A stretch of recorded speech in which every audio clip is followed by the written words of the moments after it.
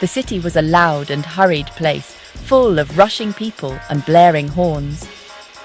The air buzzed with the chatter of 1,000 conversations, each voice lost in the swell. Neon signs flickered above shop windows, casting colourful reflections on the wet pavement. Somewhere, a distant siren wailed, blending into the city's endless song. But tucked away in a quiet corner was Sparrow Alley, where the city's noise faded to a gentle hum. The entrance was easy to miss, hidden between a florist's cart and a stack of empty crates. Only those who looked closely would notice the narrow gap leading away from the chaos. The alley was paved with old cobblestones and smelled of damp earth. Moss crept between the stones, and a faint mist curled around Elias's shoes.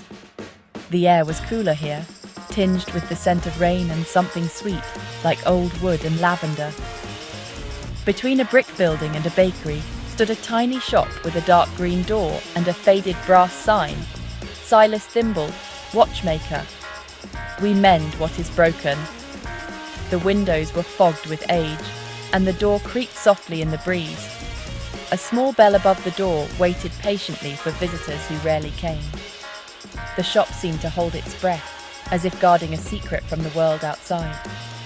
Most people hurried past, never noticing the shop.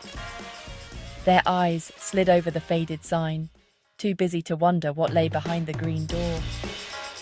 The world outside was always in a rush, but time seemed to slow here. But one day Elias, a young man always running late, found himself in Sparrow Alley, chasing a piece of paper. The paper danced just out of reach, leading him deeper into the alley's embrace. He stumbled over a loose stone, catching himself with a nervous laugh. The city's noise faded behind him, replaced by the soft ticking of unseen clocks. He'd never been there before. It felt like stepping into another world. The air shimmered with possibility, and every sound seemed softer, more meaningful. Elias paused, heart pounding, as he realized he was utterly alone. He noticed the little shop and read the sign aloud, hope flickering inside him. The words seemed to glow in the morning light, promising something he couldn't quite name. For a moment he hesitated, wondering if he should turn back. Clutching his broken grandfather's watch, Elias took a deep breath and stepped inside, leaving the hurried world behind him.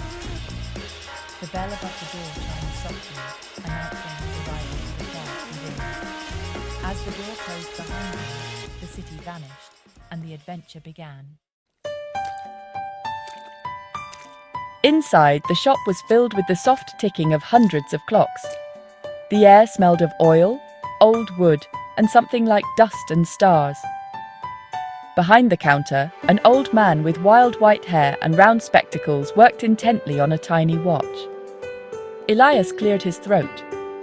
"Excuse me?" The old man looked up, his eyes kind and blue. "Ah, a customer. Welcome.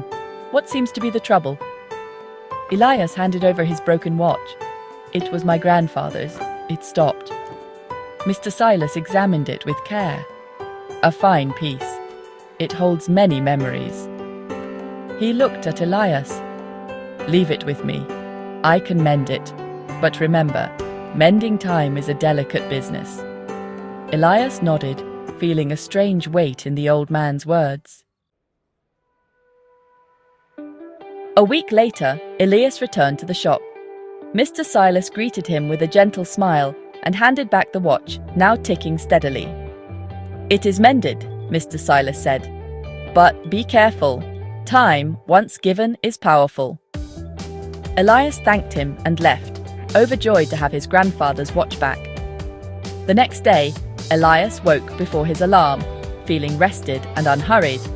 He enjoyed breakfast, watched the sunrise, and walked to work at a leisurely pace. At work, tasks finished quickly, and he found himself with extra hours. He helped colleagues, organized his desk, and even called his mother just to chat. Life felt open and full, no longer a race. He rediscovered painting and spent time with friends, savoring every moment. The watch on his wrist seemed to hum with gentle energy, a secret key to a richer life. Weeks passed, and Elias's life transformed. The anxiety that once ruled him vanished. He became reliable at work, earning a promotion, but the real reward was peace of mind. His relationships blossomed. He spent long afternoons with family and friends, fully present. He painted, joined a book club, and learned guitar. His apartment became a home filled with music and art.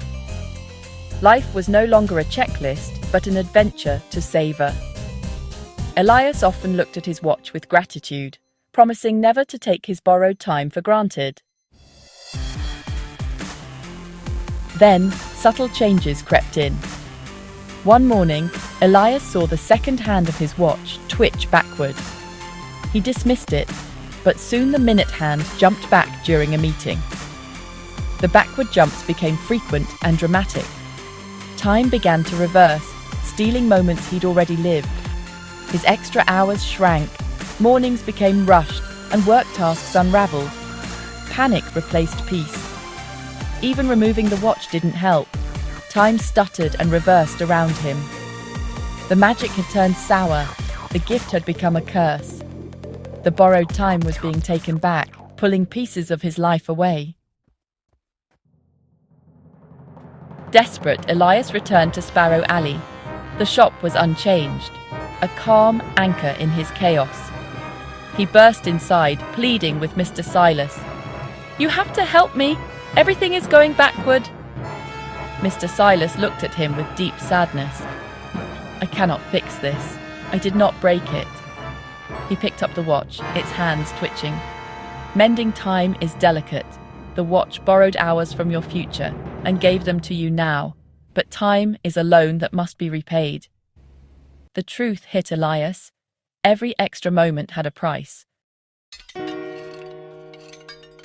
Dread washed over Elias. "Repaid?" he whispered. Mr. Silas nodded. "Every hour you enjoyed must be returned. Time does not like to be in debt." The watch spun backward, ticking frantically. Elias felt himself fading, his hands turning transparent. "Isn't there anything you can do?" he pleaded. Mr. Silas shook his head, a tear on his cheek. "The only thing is to stop the debt from growing." He stopped the watch with a precise click. The hands froze at 12 o'clock. Elias flickered and vanished. The shop fell silent, except for the gentle ticking of other clocks. Mr. Silas placed Elias's watch in a display case with others, all frozen in time. The next morning, a new sign appeared. "Use your time wisely. It is all you truly have."